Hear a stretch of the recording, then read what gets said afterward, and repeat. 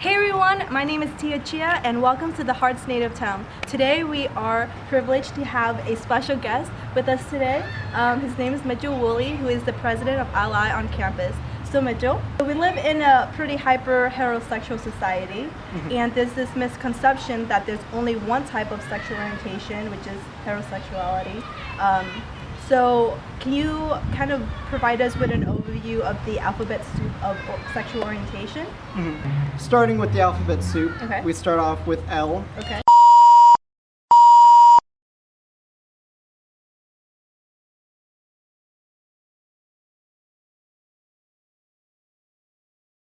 So then we have G, which stands for gay, which historically stands for a man who is romantically and sexually attracted to other men, but has evolved into this umbrella term that is anybody who identifies as homosexual, whether it's men or women. Okay. And then we have B, Okay. stands for bisexual.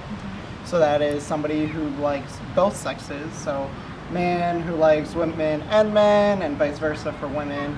And then you have T, which stands for trans, which is kind of an umbrella term, which kind of both stands for transgender and transsexual, and kind of anybody else who doesn't identify with the typical gender binary. Okay. So with that, we have transgender, which is somebody who is born biologically with one sex, but they identify with the opposite gender. Yeah. So by that we mean like a man who is born a man, but they do not identify as man, they identify typically more as a female. Okay. And then vice versa for women. And the transsexual is somebody who has had sexual reassignment surgery to have their body image align with what they picture in their head. Then we have, so next is Q, which stands for queer, Right. which has become another umbrella term for anybody who identifies anywhere in the community as whether they're homosexual, bisexual, pansexual, any of that, or any, not in the typical gender binaries either. More easily said, they identify in the gender and sexual minority.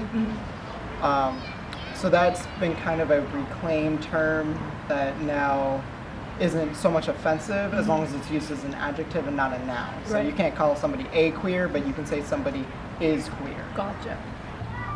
Asexual. Yeah. So that's somebody who has low to no sexual attraction at all.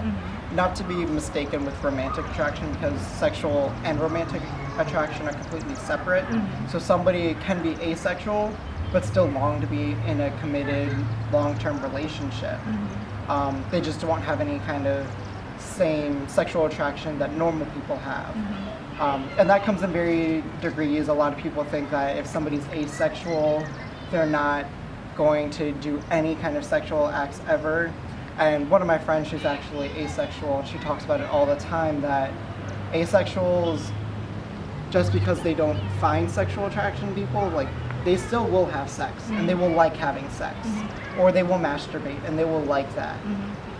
They just don't have the same, they don't look at people with the same kind of sex appeal that we do, that normal, I shouldn't say we, that people in the overall generalized society do. And then finally, in the typical big, shorter alphabet, I guess, is pansexual. Yeah. And that's kind of like bisexual, but it's more so in the sense that pansexual people are attracted typically to personality types. So it could be like a man who is attracted to masculinity.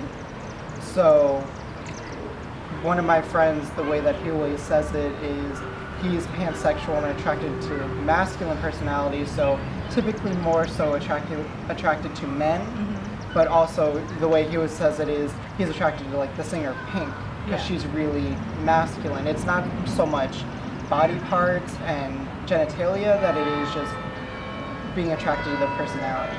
Okay. So we have L, G, B, T, Q, A, P. Alright, cool. So that's kind of like a little overview of all the sexual orientations. Thank you so much for being on the Heart's Native Town, and we will see you next week. Bye.